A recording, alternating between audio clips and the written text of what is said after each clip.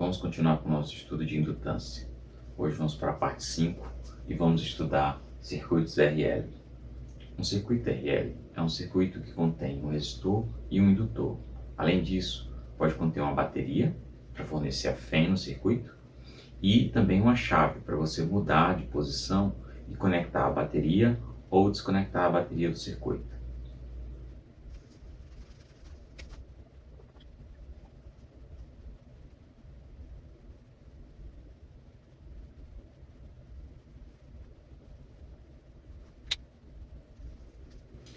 Essa é a representação do nosso circuito. Como eu falei, a gente tem um resistor com uma certa resistência R, um indutor com uma certa indutância L, uma chave que pode conectar essa parte do circuito ao ponto A, dessa forma, incluindo a bateria com a FEM E no nosso circuito. Então nós teremos esse circuito. Ou a chave S pode conectar a B, dessa forma a bateria fica desconectada do circuito e a gente tem esse circuito sem a bateria. O nosso objetivo é estudar como varia a corrente em função do tempo e as diferenças de potenciais em cada um desses elementos do circuito. Para isso, vamos estabelecer uma condição inicial. A condição inicial é que em t igual a zero, a chave é colocada na posição A e a corrente de t igual a zero também vai ser igual a zero.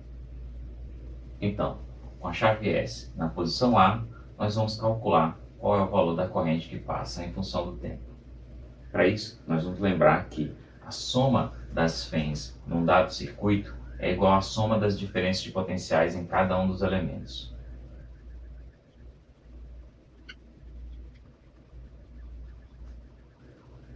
Nesse circuito, nós temos duas FENs.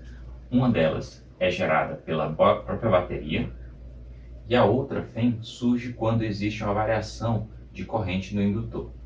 Desse lado da equação, nós temos que incluir a FEM da bateria e a FEM induzida no indutor quando existe alguma variação de corrente. Do outro lado da equação, nós precisamos apenas contabilizar a queda de potencial no resistor. Então, esse lado nós temos a FEM da bateria mais a FEM no indutor. Isso vai ser igual a queda de potencial no resistor. Podemos continuar lembrando que a FEM induzida no indutor ela é igual a menos L dI dt e que a queda de potencial no resistor é igual a R vezes I. Nós podemos rearranjar essa equação e escrever isso da seguinte forma: L dI dt menos mais R vezes I menos FEM é igual a zero.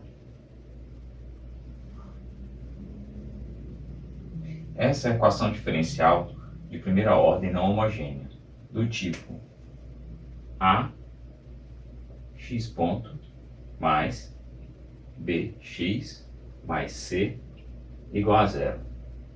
Então é a equação diferencial de primeira ordem e ela é não homogênea porque c é diferente de zero. Para encontrarmos a solução dessa equação diferencial, nós precisamos encontrar a solução da equação homogênea, que significa observar apenas esses dois termos da equação e ignorar esse termo, e depois temos que encontrar a solução particular. E a solução geral vai ser uma combinação linear das duas soluções.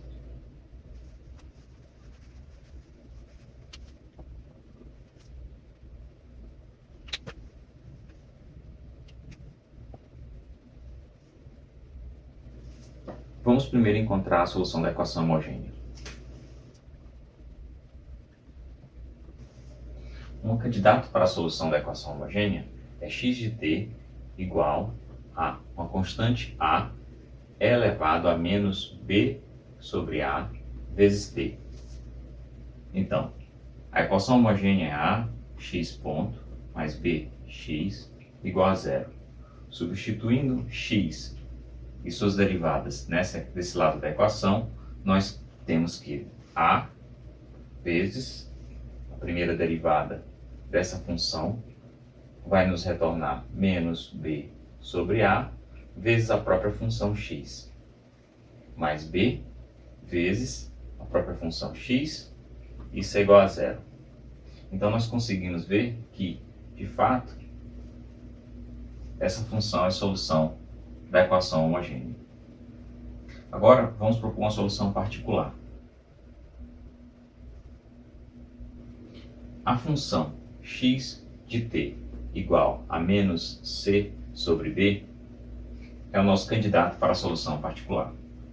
A solução particular pode ser confirmada substituindo essa função x de t nessa equação diferencial.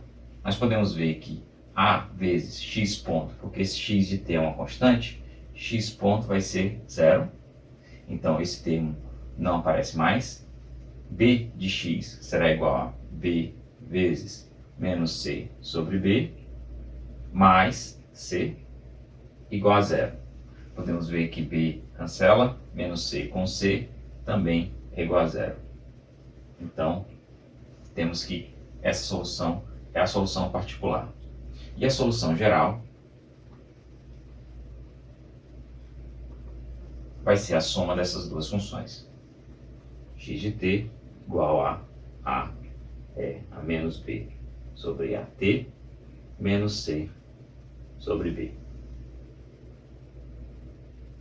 No nosso caso, a função que a gente está interessado é a função L di dt mais ri mais menos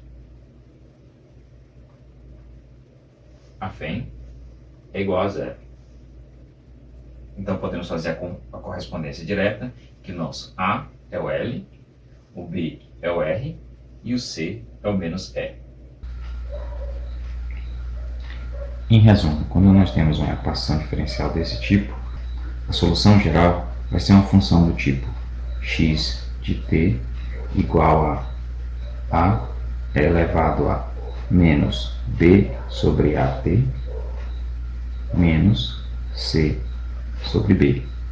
Se compararmos essa equação diferencial genérica com a equação diferencial do nosso problema, que é L di dt mais ri menos e é igual a zero, podemos fazer a correspondência e identificarmos que A é igual a L, B é igual a R e o nosso C é igual a menos o valor da φ. Dessa forma, a solução para a corrente em função do tempo será A, que é uma constante a ser determinada utilizando as condições de contorno, E elevado a menos L sobre R t,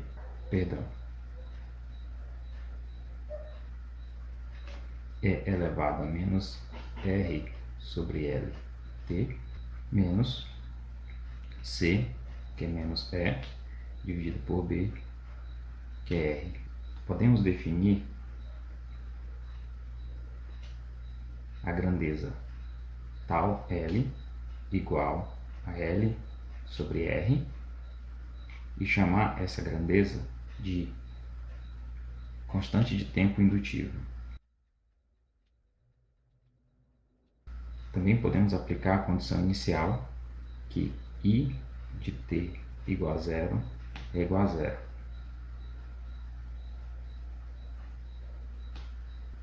Isso leva à conclusão de que A é igual a menos E sobre R. Substituindo o tal e o A na equação para a corrente, temos que I de t vai ser igual a E sobre R, 1 menos E a menos t sobre tal L, onde E sobre R for o termo fatorado. Podemos perceber que quando t é igual a zero, 1 menos 1, corrente é zero, e quando t tende a infinito, esse termo tende a zero e a nossa corrente tende ao valor constante E sobre R. Quando a chave do nosso circuito mudar para a posição B, a bateria será desconectada e o nosso circuito se tornará o seguinte: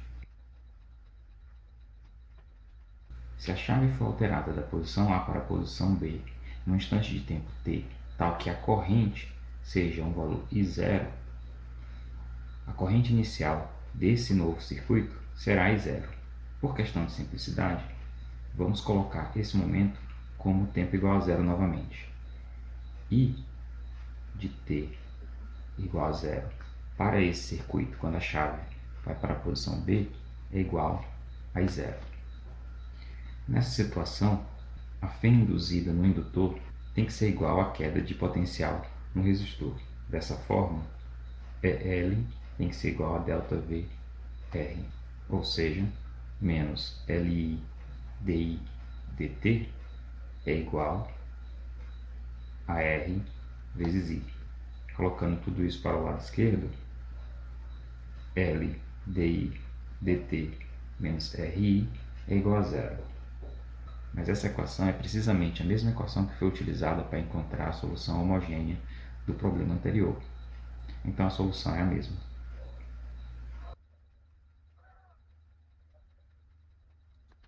Se aplicarmos a condição inicial, chegaremos à conclusão de que A é igual a I0. Portanto, a nossa solução será I0 elevado a menos t sobre tal R. Podemos verificar que quando t é igual a zero, a corrente é igual a I0, e quando t tende a infinito, a corrente tende a zero. Então, essas duas equações são as soluções do nosso problema, quando a chave é conectada ao terminal A e quando a chave é conectada ao terminal B. Vamos visualizar como se comporta a corrente em função do tempo no nosso circuito. Primeiramente, nós temos um circuito que contém uma bateria. Essa bateria vai ter uma FEM, nesse caso aqui, de 10 volts. Temos uma resistência, podemos colocar aqui 10 ohms. Nesse caso, se só a bateria e a resistência estivessem no circuito, nós teríamos uma corrente constante de 1 ampere. É mostrado aqui. Então, temos um gráfico da corrente pelo tempo, e essa corrente seria a corrente sem o indutor no circuito, igual a 1 ampere e constante no tempo. Agora, se no circuito tiver presente um indutor, por exemplo, nesse caso aqui temos um indutor com indutância igual a 33 Henries, o que nós vamos ter é uma variação dessa corrente com o tempo no momento em que a chave S é ligada ao terminal A. Esse é o formato do crescimento da corrente em função do tempo. Ele é um crescimento que tende a diminuir a sua taxa de variação, tendendo a ser constante. Agora, vamos considerar que em um certo tempo t, nós mudamos a chave de posição, tal que a chave S sai do terminal A para o terminal B. Vamos considerar que essa chave é alterada num tempo t e que nesse tempo t, a corrente que passava no circuito é um valor I0, que é exatamente esse valor aqui. E o valor de I0 depende exatamente de quando eu mudar a chave. Nessa situação, a corrente vai crescer até o momento em que eu mudo a chave de posição. No momento em que eu mudar a chave de posição, de A para B, esse valor final de corrente será o valor inicial para a outra equação de decrescimento da corrente. Aqui temos o comportamento do decrescimento da corrente tendendo a zero quando eu mudo a chave de posição. Então, dependendo de onde eu faço isso, eu tenho um valor diferente de I0. O formato do crescimento e do decrescimento da corrente depende fortemente do valor de L. Para valores de L pequeno, a corrente tende rapidamente ao valor da corrente sem o indutor e cai rapidamente a zero. Para grandes valores de L, a corrente tende a subir de forma mais lenta e também tende a ir a zero de forma mais lenta. O oposto acontece com R. Só que R, além de variar a constante de tempo, também varia o valor da corrente sem o indutor, que é o limite para a nossa corrente. E a voltagem da bateria, muda apenas o valor limite da corrente. Vamos falar sobre a energia armazenada no campo magnético de um indutor. Nós sabemos que em um circuito elétrico, como uma bateria, por exemplo, a energia química armazenada dentro da bateria ela é transmitida para o circuito através da sua corrente. Se nesse circuito estiver, por exemplo, elementos capacitivos e resistivos, nós já sabemos como essa energia é transmitida para esses elementos. No resistor, essa energia ela é dissipada na forma de calor através do efeito Joule. Em um capacitor, a energia é armazenada no formato de campo elétrico. No caso de um capacitor, a energia é armazenada quando as cargas são acumuladas nas placas do capacitor, um campo elétrico é estabelecido e no campo elétrico você tem armazenamento de energia. Vamos investigar agora o que acontece quando nós temos um campo magnético, como a energia é armazenada dentro do campo magnético de um indutor.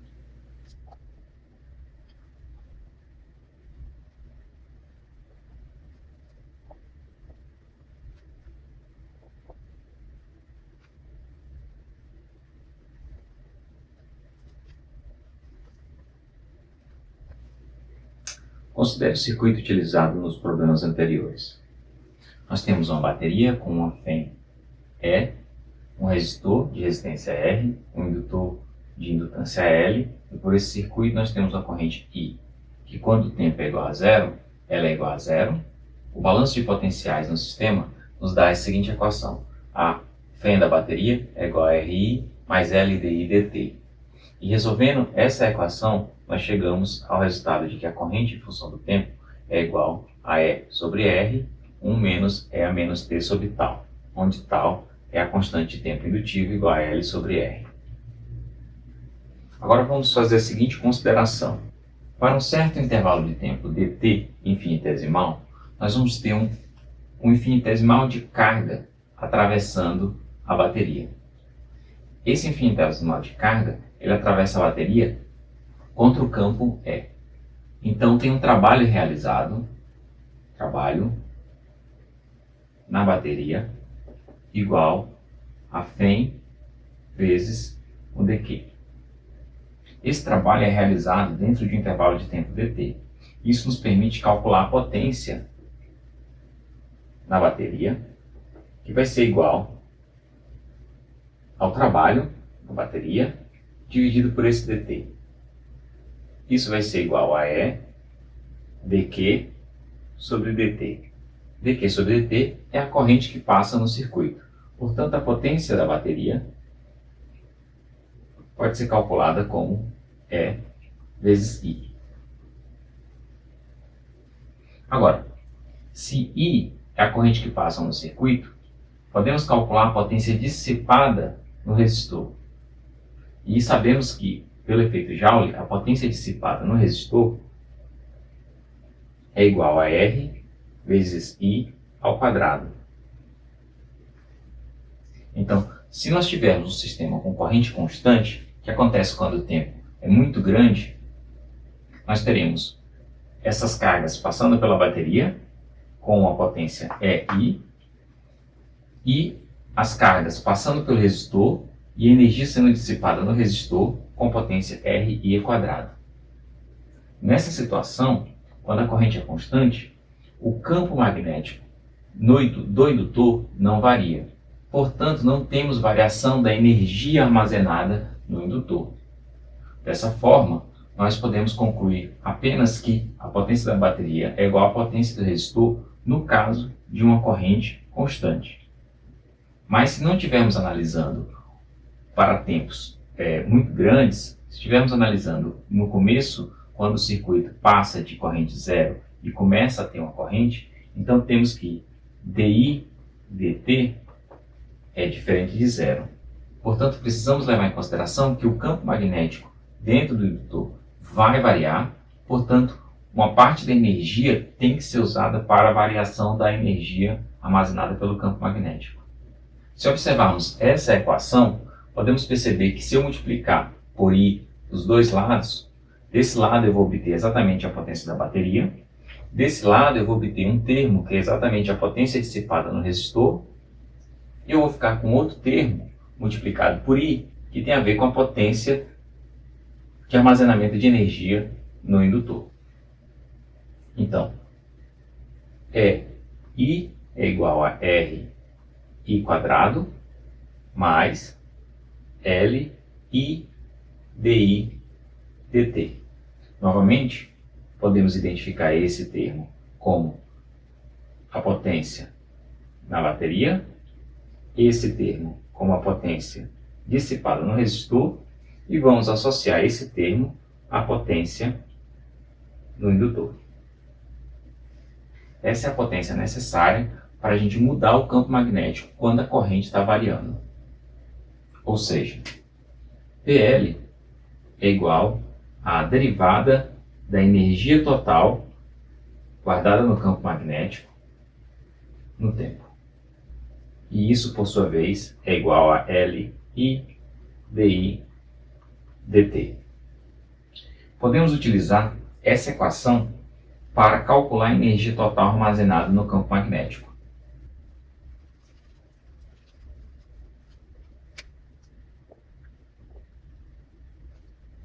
Para calcular a energia total, nós podemos reescrever essa equação, os dt's podem se cancelar, então temos dUV igual a L I DI.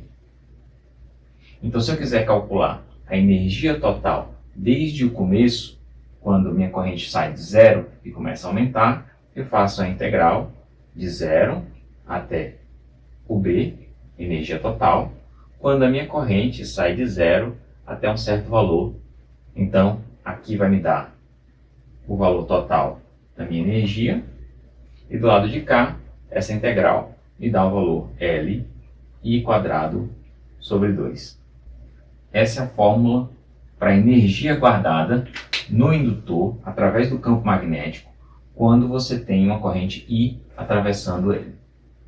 Vale lembrar que quando eu tenho um capacitor, a minha energia guardada no campo elétrico dentro de um capacitor é igual a meio de Q2 sobre C. Uma equação similar, onde eu tenho o I ao quadrado, eu tenho o Q ao quadrado, aqui eu tenho a dependência na indutância e aqui eu tenho a dependência na capacitância. Vamos calcular agora a densidade da energia armazenada no campo magnético. Para fazer isso, precisamos de um caso simplificado. Vamos escolher um solenoide longo, tal que o campo magnético dentro do solenoide seja constante.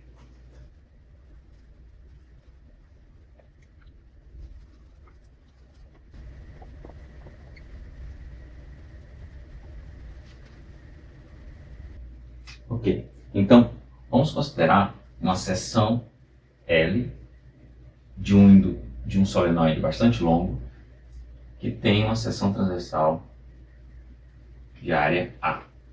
Sabemos que o campo magnético dentro do solenoide é constante e igual a μ0 Ni, onde N é a densidade das espiras e é a corrente que passa no solenoide.